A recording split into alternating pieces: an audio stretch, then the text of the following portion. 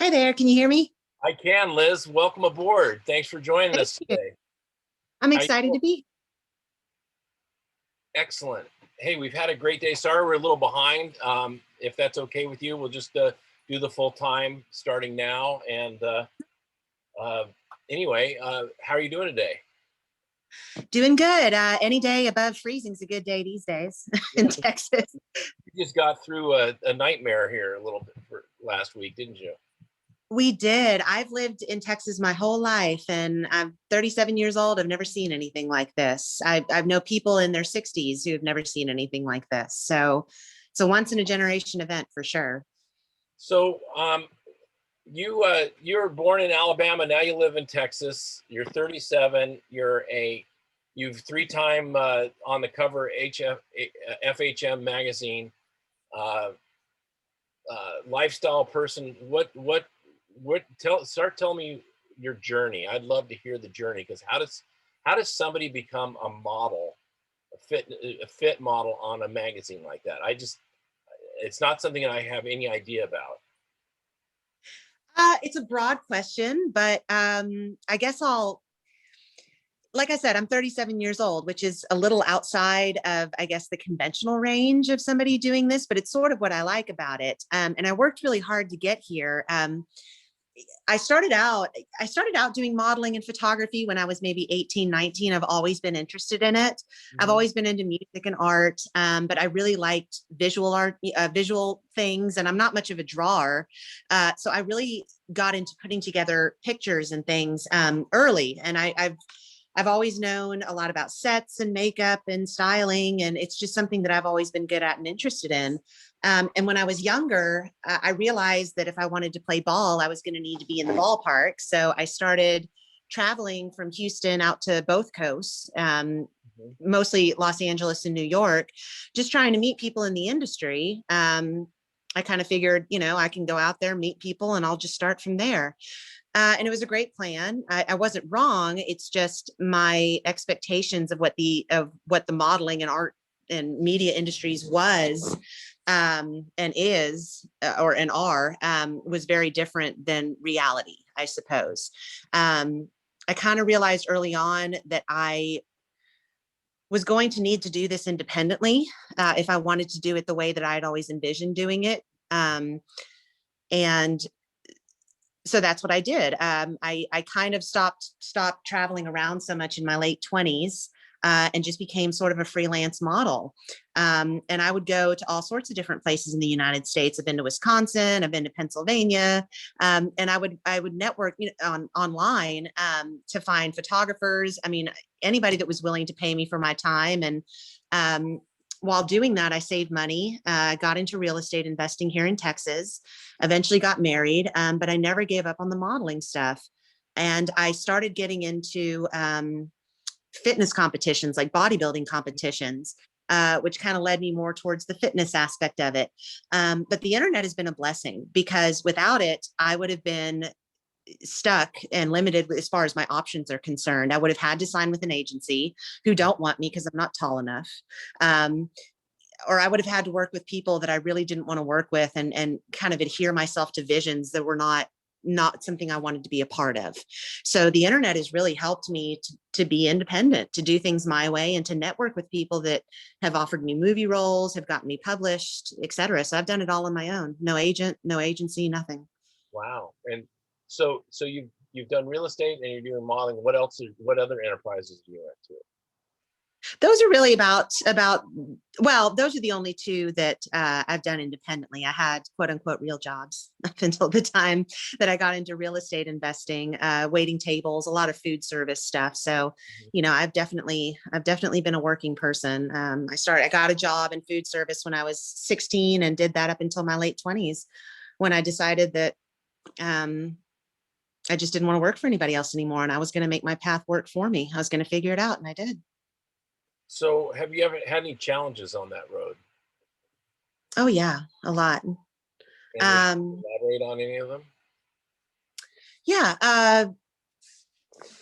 Well, one of the challenges, I suppose you can kind of break them down they're industry specific. The modeling industry is just as tough, if not more so, as people imagine it to be. It's probably not different from acting or any of that other media stuff that people, dream about getting into when they're little. California can laugh at people from the Midwest that have dreams about coming out there and making it big, which is not very nice, but it's reality. You just have to have a really thick skin if you're going to get involved in media of any sort, because people are not nice. Meryl Streep can tell you that. I mean, every actress that everybody knows has some sort of horror story about a casting agent or something being nasty to them. So those industries, you just have to have a thick skin and have to really want it, and have to have a vision and trust yourself and know that you've got what it takes. And as far as real estate investing, I'm fortunate again to live in Texas, where real estate is rather inexpensive compared to a lot of other places in the United States. And when I got into it, people were leveraging a lot. So that made it easy for me to obtain multiple properties that gave me minimal cash flow, but enough cash flow that it mattered early on. And I got out of the real estate investing game when I got married, so I can't really speak to what it is now. The only real challenge that I faced with that was the learning curve. I had to learn how all this stuff worked, how particular market that I was in worked. I had a few people treat me as though I really weren't up to the task of participating in the industry. I think because I'm a woman, but that was few and far between. So the real estate industry was much kinder than media is, but I think that's to be expected. So how does it feel when you got dismissed like that in that industry? Angry. Really angry, but I'm the kind of person that lights a fire. When I get rejected, when I get told I can't do something, I just set out to prove people wrong. I don't like being dismissed and told that I can't do something. So in a weird way, it's sort of a blessing to be told, no, we don't want you. No, you can't do it. Well, really? Try me. So I went around them, which is, even more of a reward than going through them. So so it sounds like the modeling industry is probably rife with that. Where did that show up there? It probably happened more than once when you got a challenge by somebody who treated you poorly. What was your response, and how did it make you feel? I'm trying to remember a specific. I got a lot of flack just because of where I'm from. Believe it or not, if you go to California and you're from anywhere in the Midwest, you're going to get made fun of, regardless, maybe not by everybody, but by enough people that you remember it. They just kind of, I don't know, it's almost like a protected class. Like you have to meet these prerequisites in order for us to take you seriously and be nice to you. And I wasn't going to play that game. I didn't think that's the way it should be, and that's not the way I was going to have it be. So I did it on my own without them. Interesting.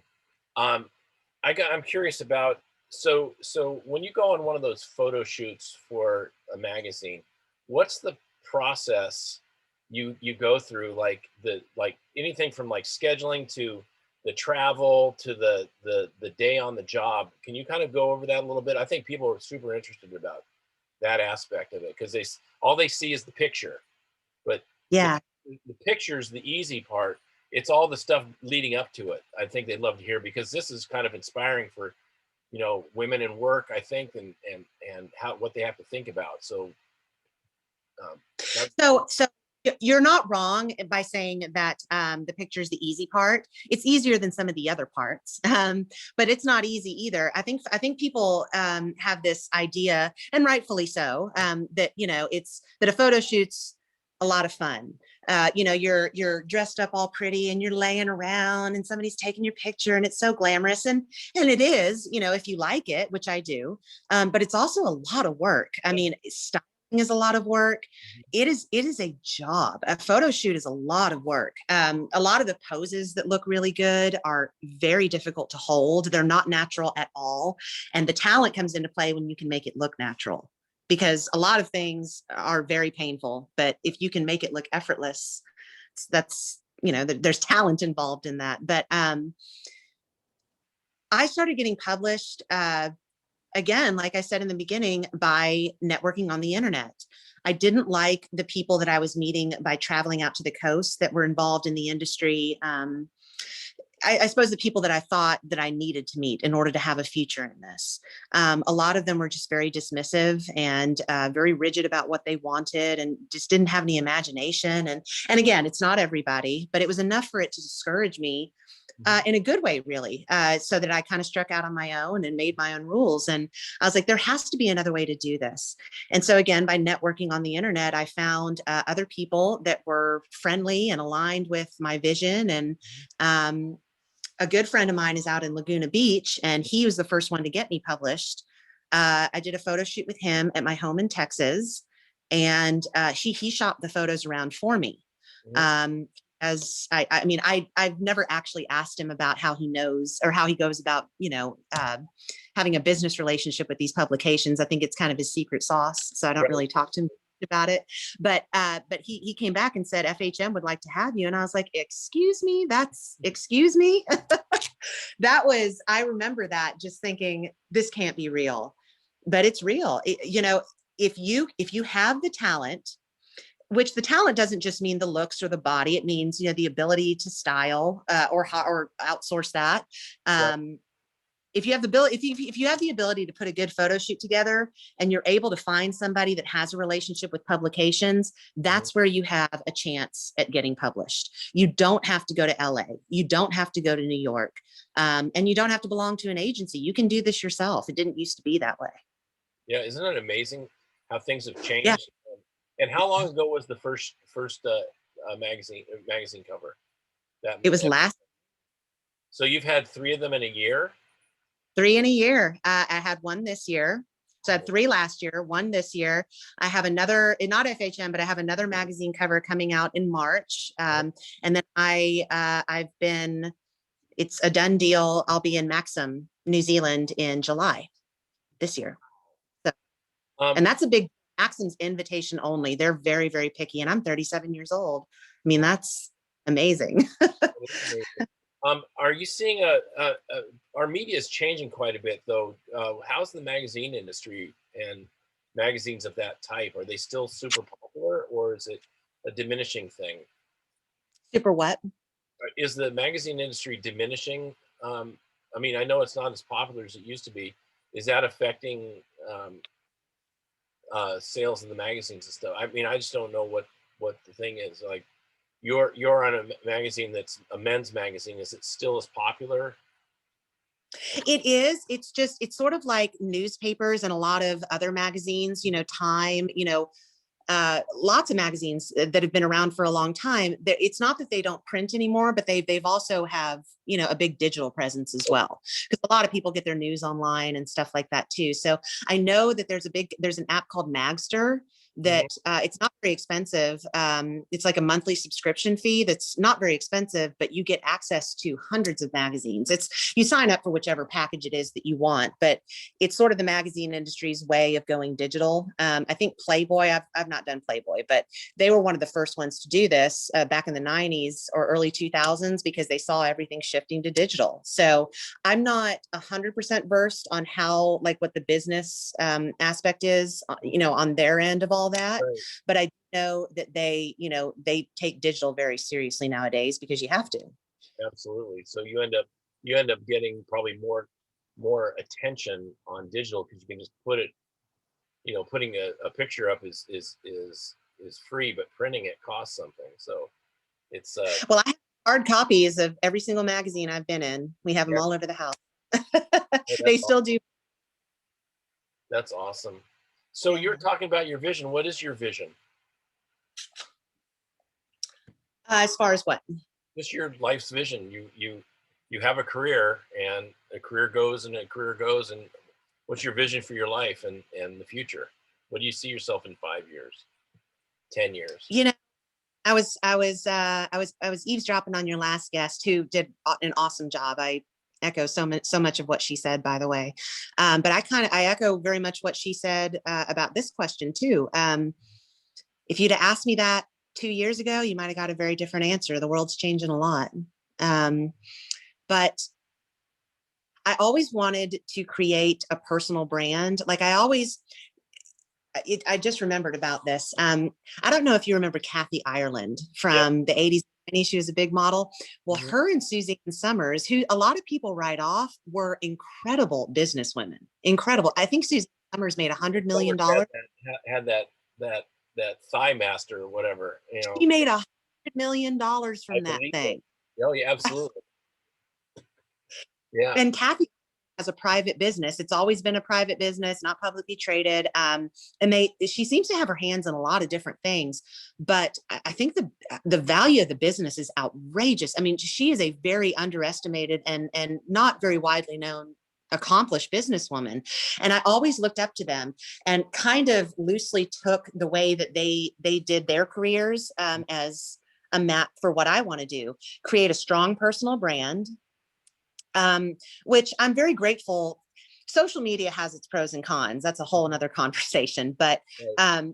The pros of social media are that anybody can create a free account and become this creative mastermind if they really want to. And that's really what I did. I started my account from zero and just started it as sort of a trial and error way to put art out there and create a personal brand, which I'm very good at. I just sort of have an innate ability to be able to do that. And it's gotten me to where I am now. And I recently partnered up with a veteran owned CBD company because my dad is a Vietnam vet. I've never served, but he got a Bronze Star in Vietnam, raised me to be very patriotic. And I've always really loved veterans. I don't think I really can't think of another thing that I admire more than than being willing to put yourself in the line of fire for a cause that's higher than you. I mean, Yeah. I just love veterans, and I've not been through the same kinds of trauma that they've been through, but I have my own journey and my own story, and CBD has helped me a lot. And I was really excited to get involved with this business venture because I see a future for CBD just in general. I take it and love it, and they're veteran owned, and this gives me an opportunity to go do events and marketing and various other things within that community that focus on trauma and healing and other things that I know a lot about. Yeah. So tell me more about that, because this is a big deal. This is a new venture for you, and being a veteran too, I'm always going to support those journeys for veteran businesses and what they can help people with. Are you their brand ambassador? Are you a business partner? What's going on with that? So I'm a partner. We actually had a discussion about this the other day about exactly what I am. We I we gave them a big cash infusion in order to, for them to get started. And the reason I did that is because I wanted to get involved with something, but I learn organically, and I'm a quick learner, but I learn organically. And there's lots of things that I'm very blessed to be married to a very successful businessman who figured everything out on his own. He's never been to college. And business is something that if you have a knack for it, you can figure it out on your own. Right. But I'm full enough and hopefully smart enough to realize that there's plenty of things I don't know. So I wanted to team up with people who shared a vision of altruism in some way, which the veteran community was a perfect way to do that. But that also knew more about the business aspect of this than me. I'm good at personal branding. I'm great at sales. I'm great at all of that stuff. But I really needed to team up with people that were better than me at the nuts and bolts end of it, Yeah, at least it's until like I. being a partner. We've talked about this before. It's come up. If you're a lone wolf, you can't do it. But if you get a team and you're in your leadership, you're gonna get what you want. Absolutely. Right. So it sounds like that's the kind of community you're building, and it sounds provocative. So yeah, I'm totally on board with that. That's a great opportunity, and you're gonna learn a lot. Oh, I can't wait. I love business. I always have. Mhm. And I did the college thing for a while and I left because I was on my own as far as paying for it. Mhm. And after my third insane sociology lecture, I was like, I'm not paying for this. This is America. I can go start a business and Yeah, figure this out on. And I did. that's great. So, And it's an amazing journey. Was there any other challenges that you wanted to talk about? uh, I mean, I can be brief about it, but referencing back to what I was talking to before about having my own experience with trauma, that's Mhm. certainly not the same as what veterans experience, Right. but um, to a certain extent, that's all under the same umbrella. I got sober about 10 years ago, and it was after beating myself up rather badly. But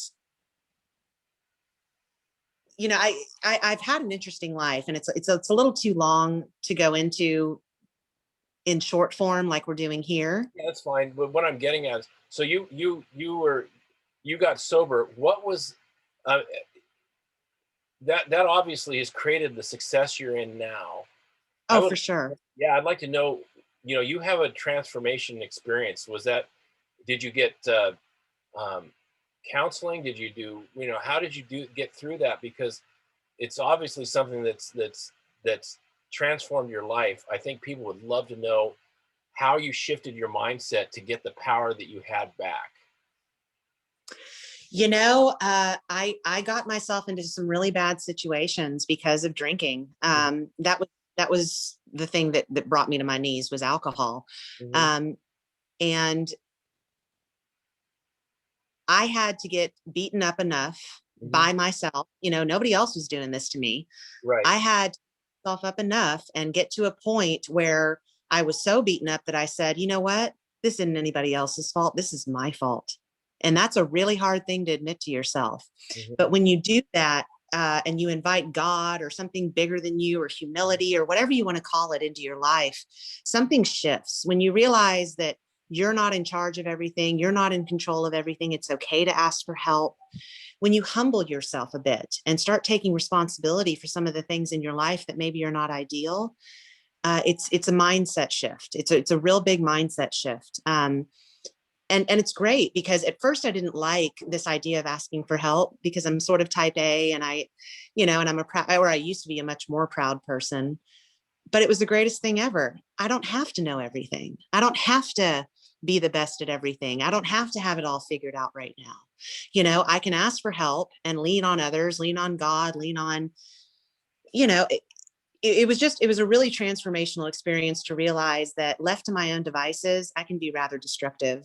Mm-hmm. But also left to my own devices, I can be rather creative and amazing too. I look at myself as fire. I have a tremendous amount of potential to be transformational, but I also have a lot of potential to be self-destructive if I don't learn how to contain and control myself. And getting sober allowed me to do that.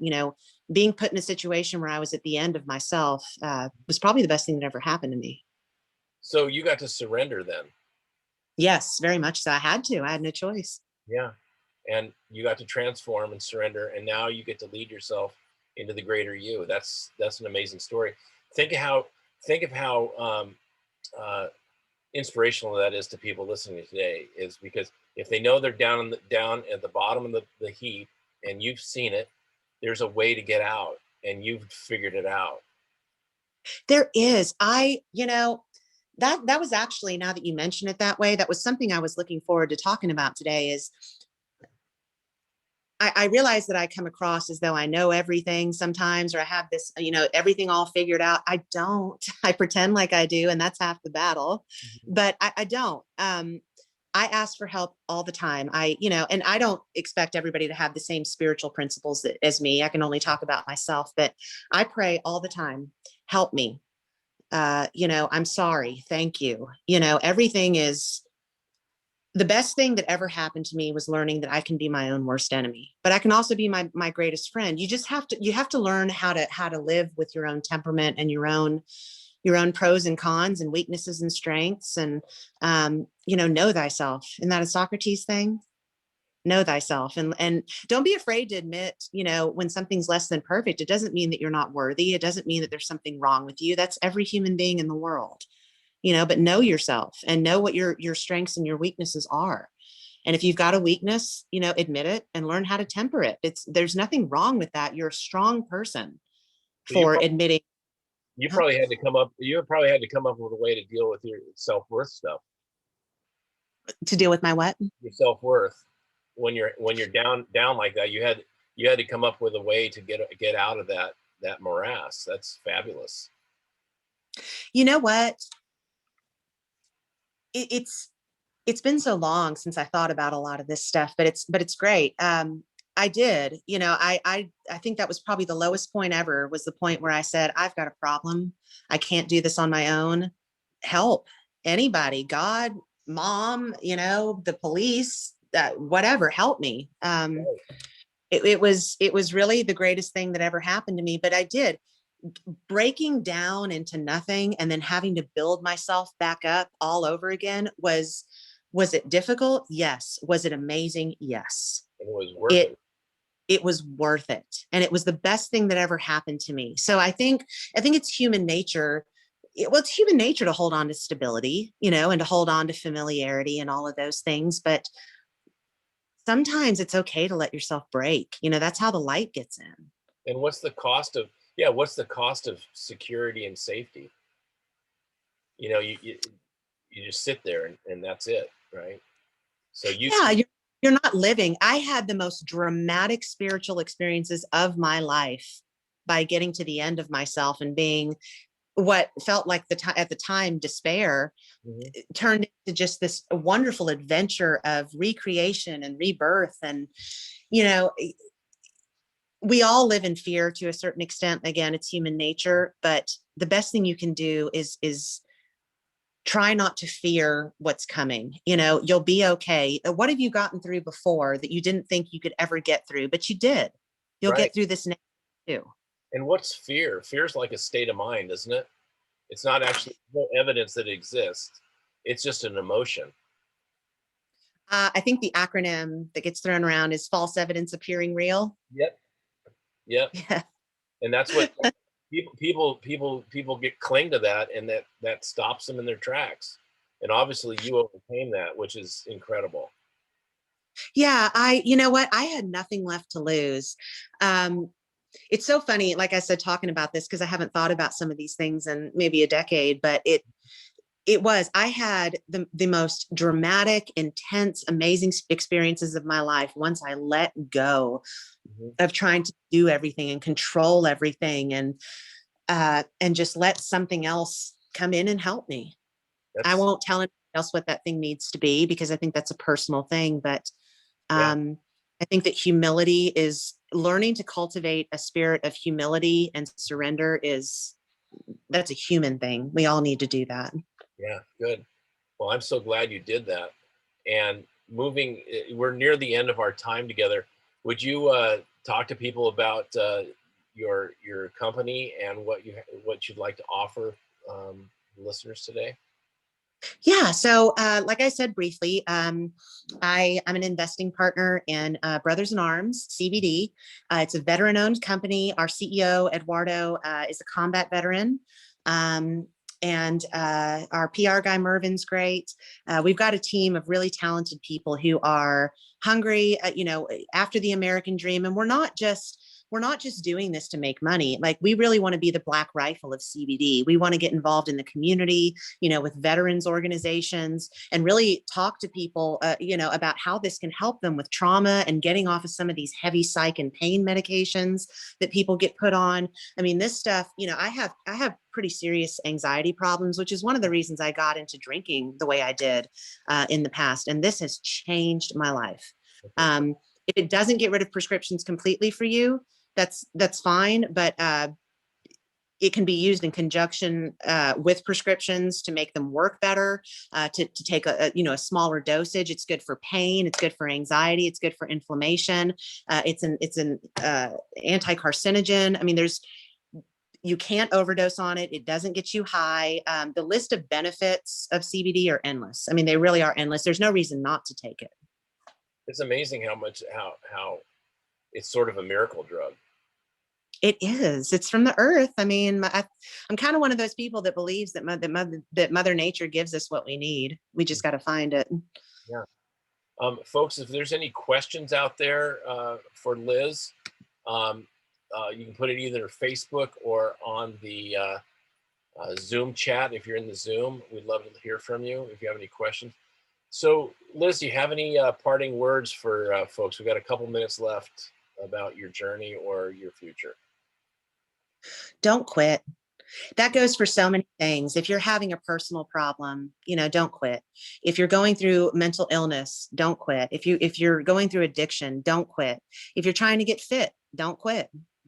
Don't quit. If there's something that you want, You're going to run into obstacles. If it's worth a damn, it's going to take a while, or it's going to take some effort, and you'll probably run into obstacles. Just don't quit, and let hard things make you better, not bitter.